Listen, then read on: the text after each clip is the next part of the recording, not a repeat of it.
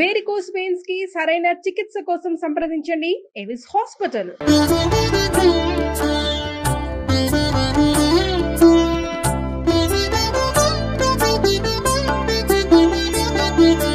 నమస్కారం. మాఘ పురాణం 13వ అధ్యాయంలోకి వచ్చాం. వశిష్ఠ మహర్షి దిలీప మహారాజుకు చెప్తున్నారట, మాఘ స్నానము వైకుంఠ ప్రాప్తిని ఎలాంటి వాడికైనా కలిగిస్తుంది. మాఘ స్నానం చేయటం వల్ల వైకుంఠ ప్రాప్తి కలుగుతుంది. ఎలాంటి వాడైనా వాడు వీడు వాడు అంటే ఈ తప్పు చేసిన వాడు ఇలాంటి తప్పు చేసిన వాళ్ళకి వస్తుందా అలాంటి ప్రశ్నలు వేయకూడదు. మాఘ స్నానం ఎలాంటి వాడికైనా దీన్ని కలిగిస్తుందని చెప్తూ ఏం చెప్పారంటే ఒక విశేషమైన కథని చెప్తున్నారు. పూర్వంట గోదావరి తీరంలో సుశీలుడని ఒక కర్మిష్ఠైన వేద పండితుడు ఉండేవాడు. అతను ఏం చేశాడు, ఒకరోజు ప్రయాణం చేస్తూ దారి తప్పి ఒక భయంకరమైన అరణ్యంలోకి వెళ్ళిపోయాడు. తూర్పు పడమరలు తెలియల, చెట్లు గవి పెద్దవిగా ఉంటే తూర్పు సూర్యుడు ఏవైపు ఉదయిస్తున్నాడు ఏవైపు అస్తమిస్తున్నాడు ఎటెళ్ళాలి కొంత అవగాహన వస్తుంది. ఏ అవగాహన లేకపోయింది. అతను ఇంకా దట్టమైన అడవిలోకి ప్రవేశించేశాడు. లోపల పెద్ద పెద్ద చెట్లు అడవి లోపల, దాని తోడు పులి మొదలైన భయంకరమైన జంతువులు ఆ నుండి గాండ్రింపు గర్జింపు అలా వినపడుతున్నాయన్నమాట. చాలా భయం కొలిపేలాగా ఉందట. అయితే ఆ సమయంలో ఈయన ఏం చేశాడు, కొంచెం మిట్ట మధ్యాహ్నం అయింది, ఎండమాడుతోంది తెలుస్తోంది. మెల్లిగా ఇంకో 2-3 గంటలు గడిచేసరికి చీకటి పడిపోతుంది. ఎలాగైనా అరణ్యాన్ని దాటి ఏదో ఒక పక్కకి ఓ పల్లె ఉన్న వైపుకి వెళ్ళిపోతే తర్వాత ఇల్లు చేరే మార్గం చూసుకోవచ్చని అటు ఇటు తిరుగాడుతున్నాడట. అతను ఆ తిరుగుతుంటే అక్కడ ఒక భయంకరమైన రాక్షసుణ్ణి చూసేట. అతను ఎట్లా ఉన్నాడు, వాడి పాదాలు చెండ్ర చెట్టులాగా ఉన్నాయట. చెండ్ర చెట్టు మొదలులాగా ఉంది పాదాలు. అక్కడి నుంచి పాదాలు మాత్రం చెట్టుగా ఉండి పై శరీరము భయంకరమైన రాక్షసాకారాన్ని కలిగి ఉంది. పై శరీరం రాక్షసాకారం, పాదాలు మాత్రం చెట్ల మొదల్లాగా కనిపిస్తోంది. ఈ చెట్టు కొమ్మలు అవి ఇవి అటు ఇటు కదులుతూ, ముళ్ళు ఉన్న చెట్లు కూడా కదులుతూ ఈ రాక్షసుడి తాలూకు శరీరానికి గుచ్చుకుని రక్తం గారుతోందట. అతనికి కదిలే అవకాశం లేదు. ఎందుకంటే కాళ్ళు చెట్టు మొదల్లాగా ఉండి భూమికి పాతుకుపోయి ఉన్నాయి. పై శరీరం రాక్షసాకారమే, అరుస్తున్నాడు తప్ప అతనికి కదిలే అవకాశం లేదు. ఆ చెట్లు అవి ఇవి కదిలినప్పుడల్లా అతనికి ముళ్ళు కొమ్మలు గుచ్చుకుని తప్పించుకునే అవకాశం లేక మొహం మీద చేతుల మీద అక్కడను బాగా గాయాలయ్యి రక్తం స్రవిస్తోందట.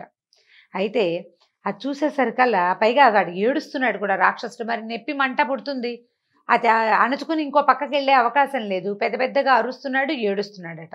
చూసేసరికల్లా సుశీలుడికి భయం వేసింది, చాలా భయం కొల్పింది. ధైర్యం కోసం ఏం చేశాడట, మరి ఏదో ఒకటి ఎవరు మాట్లాడేవాళ్ళు లేకపోతే ఎవరితోనో మాట్లాడితే ధైర్యం వస్తుంది. ఇక్కడ మాట్లాడేవాళ్ళు ఎవరు లేరు. పైకి ఉచ్చైశ్రవంతో ఏం చేస్తున్నాడట, వేదమంత్రాలను చదవటం ప్రారంభించాడు. వేదంలో ఏవో 2 పనసలు అప్పచెప్పాడు పైకి పెద్దగా స్వరంతో. అక్కడి నుంచి విష్ణు సహస్రనామాలు లాంటివి హరినామ సంకీర్తన పెద్దగా చదవటం మొదలుపెట్టాడు. చాలాసేపటి తర్వాత అంటే సహస్రనామాలు అవి ఇవి చదివాక కొద్దిగా స్థిమితపడి ఏం అడిగాడంటే, రాక్షసుని అడిగాడు పోయి, ఎవరోయ్య నువ్వు, ఇలాంటి పరిస్థితి ఏమి ఎందుకుంది, పైన చూస్తే రాక్షసాకారం కింద చూస్తే చెట్టు మొదలలే ఉన్నావు, ఎందుకు ఇలా ఉన్నావు అని అడిగాడు. అడిగేసరికల్ రాక్షసుడు చెప్పాడు, మహాత్మా నేను పూర్వజన్మల్లో ఒక్క పుణ్యకార్యం కూడా చేయలేదు. నేను చేసినవన్నీ పాపకర్మలే. గోకర్ణ తీరంలో మధువ్రతం అనే గ్రామానికి గ్రామాధికారిగా ఉండేవాడిని.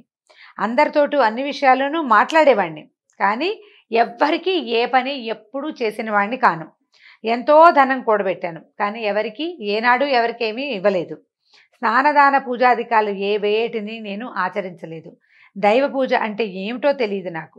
ఈ రకంగా ప్రతి వాళ్ళని ఇబ్బంది పెడుతూ ఏ పూజా పునస్కారము సత్కర్మలు చేయక చివరికి నేను మరణించాను. నరకంలో చాలా కాలం ఉన్నాను. తర్వాత కుక్క గాడిద మొదలైనటువంటి నీచ జంతువుల జన్మల్ని పొందాను. ప్రస్తుతం నా పాదాలు చెండ్ర చెట్టుగా, దాని ముళ్ళ కొమ్మలు అంటే చెండ్ర చెట్టు మారిపోయింది, దాని ముళ్ళ కొమ్మలు బాధింపగా ఎటూ కదలలేని ఈ జన్మలోకి వచ్చాను నేను.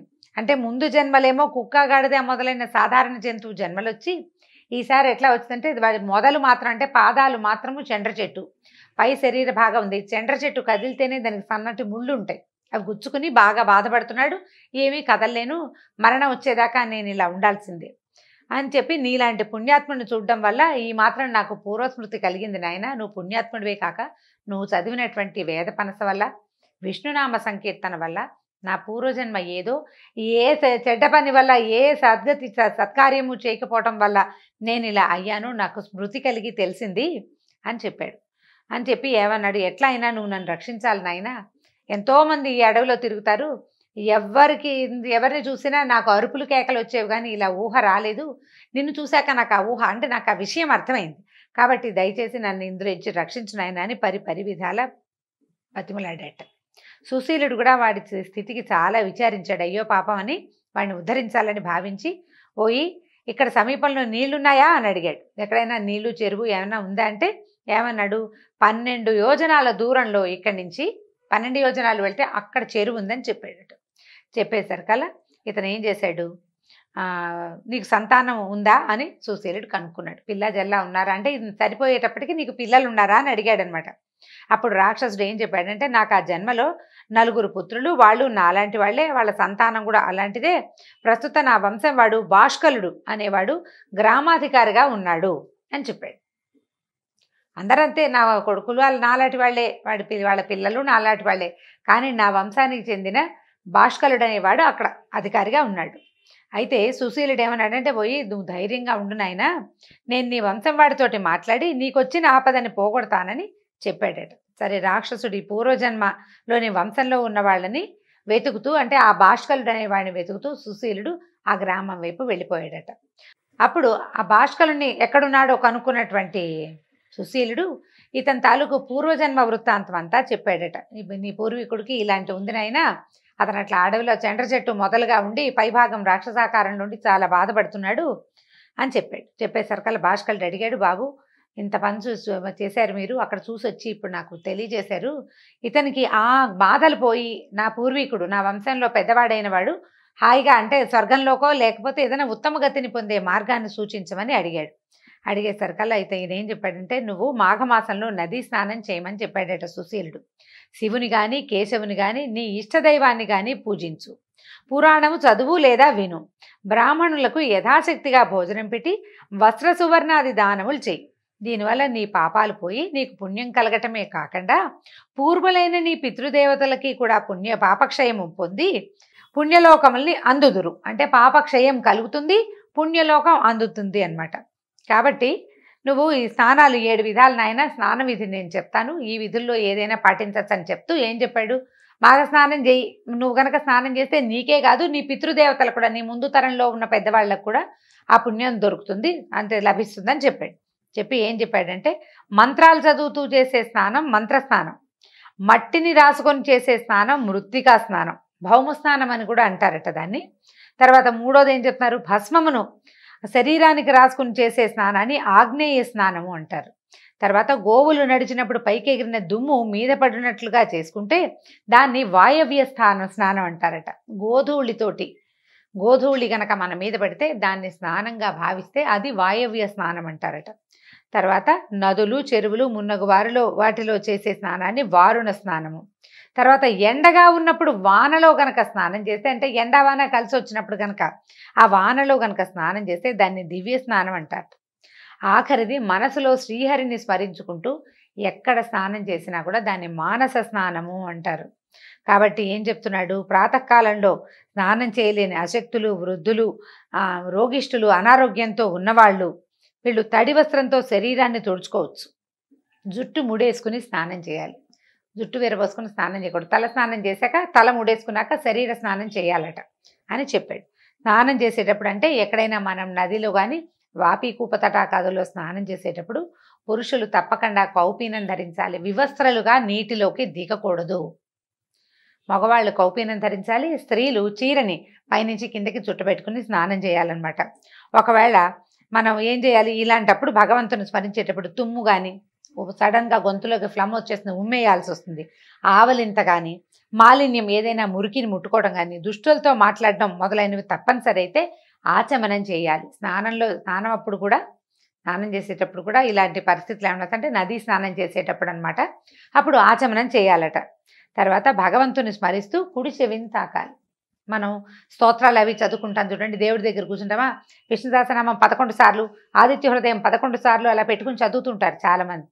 అయితే చదువుతాం, అదే కాకుండా గ్రూప్లో కూర్చొని లలితా సహస్రాలు అవి పారాయణ చేసుకుంటాం, అందరం చేసేదే కదా. పారాయణలో కాసేపు అయ్యేసరికల్లా ఆవలింత వస్తాయి సహజంగా, అదేం పెద్ద విశేషము వింత విడ్డూరము రాకూడదు కాదండి, సహజమైనది కదా. ఆవలింత వచ్చినప్పుడు కుడి చెవిని తాకాలి. కాకపోతే కుడి చెవి యందు దేవతలు ఉంటారట. వారిని ముట్టుకుంటే కనుక ఆ చెవిని ముట్టుకుంటే ఆ చిన్న మన పాపం పోతుందట. అయితే ఏం చెప్తున్నారు? కుడి చెవిని తాకాలి. అరుణోదయ కాలంలో స్నానం చేయటం ఉత్తమమైన స్నానం. సాధారణంగాను మాఘంలో మరీ మంచిది. తర్వాత సూర్యకిరణాలు తాకుడితే ఆ నీరు శక్తివంతం అవుతుంది. దర్భలతో స్పృశింపబడిన జలమున స్నానం చేయట పవిత్ర స్నానం. స్నానం చేసేటప్పుడు మట్టిని, పసుపు, కుంకుమలు, ఫలములు, పుష్పములు మునుగునవి చెరువులో కానీ నదిలో కానీ ఉంచాలి. తర్వాత శ్రీహరిని లేదా ఇష్టదైవాన్ని స్మరిస్తూ ముందుగా ఏం చేయాలో చెప్తున్నారు. స్నాన విధి అన్నమాట. ముందుగా కుడిపాదాన్ని నీళ్ళల్లో ఉంచాలి. నీటిలో ఉంచాలి అంటే కుడికాలు ముందు పెట్టమంటాను చూడండి. మామూలుగా కూడా గృహప్రవేశాలకి ఏదైనా మంచి రోజు ఎక్కడికైనా మంచి ప్లేస్లోకి వెళ్తున్నప్పుడు కుడికాలు ముందు పెట్టడం. అలాగే నీటిలో కూడా కుడికాలుని ముందు పెట్టాలట. నడుము లోతు అంటే వీళ్ళు మొలలోతు నడుము లోతు అని చెప్తారు. కరెక్ట్గా నాభి మునగాలి నీటిలో. నాభికి నీరు తగలాలి అన్నమాట. ఆ లోతును నిలబడి సంకల్పాదులను చెప్పుకోవటము, జపతర్పణాదులను చేయాలి. స్నానమైన తర్వాత 3 సార్లు తీర్థాన్ని స్వీకరించి ఒడ్డుకు చేరి 3 దోసెళ్ల నీటిని తీరమున ఉంచి నదిని లేదా చెరువుని ప్రార్థించాలి. నీళ్ళు అంటే వంగి నీళ్ళు తీసి బయట ఉంచాలన్నమాట, బయట పోయాలి. అప్పుడు నదిని ప్రార్థించాలట. 3 సార్లు ప్రదక్షిణ చేయాలి. నదీ స్నానం చేసిన తర్వాత ఏం చేయాలి? తడి వస్త్రం తాలూకు 4 అంచుల్ని చేర్చి నీటిని పిండుతూ తాత తండ్రులని స్మరించాలి. పితృదేవతలని, మన నాన్నగారు ఉంటే తాత ముత్తాత వాళ్ళని అట్లా తలుచుకోవాలన్నమాట. ఇలా చేయటం వల్ల పితృదేవతలకు ప్రీతి కలిగించును. ఈ నదీ స్నానం చేసి ఆ బట్టలకి నీరులో తడిసిపోతాయి కదా బట్టలు, ఆ నీటిని పిండితే అది కూడా ఒక చుక్క జలతర్పణంగా పితృదేవతలకి అందుతుందట. ఎంత బాగున్నాయోనండి మన పద్ధతులు. మన తాత తండ్రుల్ని తలుచుకోవటం, తాతల్ని తండ్రుల్ని తలుచుకుంటే మనం బుద్ధిగా ఉంటామండి. మనకు బుద్ధి రావడానికి అది కూడా ఒక మార్గం. అయితే పర్వదినాల్లో చేసిన స్నానం మరింత పుణ్యాన్ని ఇస్తుంది.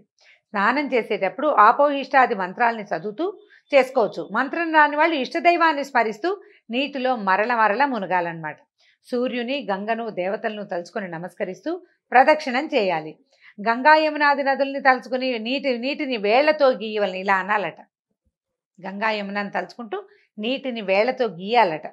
గీసిన తర్వాత ఏం చేయమని చెప్తున్నారో చూడండి. స్నానమును దిగంబరుడే చేయరాదు. ఇందాక చెప్పాం కదా. మళ్ళీ శరీర పై భాగం మగవాళ్ళు వస్త్రంతో కప్పుకోకూడదు, పైన బట్టలు ఉండకూడదు, నడువుకి వస్త్రం ఉండాలన్నమాట. స్త్రీలకి ఏకవస్త్రంతో స్నానం చేయొచ్చు. అక్కడి నుంచి ఏం చెప్తున్నారా అని ఈ రకంగా అంటే మామూలు రకాలు కాకపోతే అంటే మాఘమాసంలో అయితే రథసప్తమి, ఏకాదశి, శివరాత్రి మున్నగు పర్వదినాలయందు ఆయా దేవతలు రథసప్తమి నాడు సూర్యుడిని, ఏకాదశి నాడు విష్ణువుని, శివరాత్రి నాడు పరమేశ్వరుని తలుచుకుంటూ నమస్కరించుకోవాలి అని సుశీలుడు భాష్కలునకు అంటే ఆ బ్రహ్మరాక్షసుడు తాలూకు బంధువు అనమాట, ముని మనవడో ఎవరో, అతనికి ఈ వివరంగా ఇట్లా చెప్పాడనమాట. స్నాన విధిని వివరించి తర్వాత ఆయన అడిగిన ఎన్నో రకాల దైవిక ధార్మిక విషయాలన్నింటినీ ఆయనకు బోధించాడు. తర్వాత మాఘ స్నానము పూజాదికం. అప్పుడు అతను ఏం చేశాడు? ఈ భాష్కలుడు ఈ సుశీలుడు చెప్పినట్టుగానే మాఘ స్నానం చేశాడు, పూజాదికం నిర్వహించాడు. మాఘ స్నానాన్ని స్నానాంతమున ఏం చేశాడు? ఈ స్నానం తాలూకు చివర ఎవరైనా చేయవలసిందండి. పెద్దవాళ్ళని తలుచుకోమన్నారు చూడండి. అందుకని ఈయన ఏం చేశాడంటే రాక్షస రూపంలో ఉన్నటువంటి తన పూర్వీకుణ్ణి తలుచుకున్నాడట. తలుచుకుని ఆయన కోసం తర్పణాన్ని విడిచాడు. తర్వాత ఇట్లా మాఘమాసం అంతా చేశాడట. ఈ నెల రోజులు రాక్షస రూపం ఉన్న వాని పూర్వునికి రాక్షసత్వం పోయి వాడికి పుణ్యలోకాలు కలిగినాయి. ఇది చూడండి, స్వయంగా మనం స్నానం చేస్తే మనకి లభించే ఫలితం, సాధారణంగా లభించే ఫలితం ఆరోగ్యం. జీవితానికి ఒక నియమం. తప్పులు చేయకూడదు, పాపాలు చేయకూడదు, పాపం ఇప్పుడు నేను కడిగేసుకున్నాను జాగ్రత్తగా ఉండాలనే భావనతో పాటు మన పూర్వీకులు, మన ముందున్న తరాల వాళ్ళకి కూడా మన తాలూకు ఈ స్నాన ఫలితం లభిస్తుందని చెప్పబడుతోంది కథల్లో. దీంతో 13వ అధ్యాయం పూర్తయిందండి. రేపు 14వ అధ్యాయంలో మళ్ళీ కలుసుకుందాం. నమస్కారం.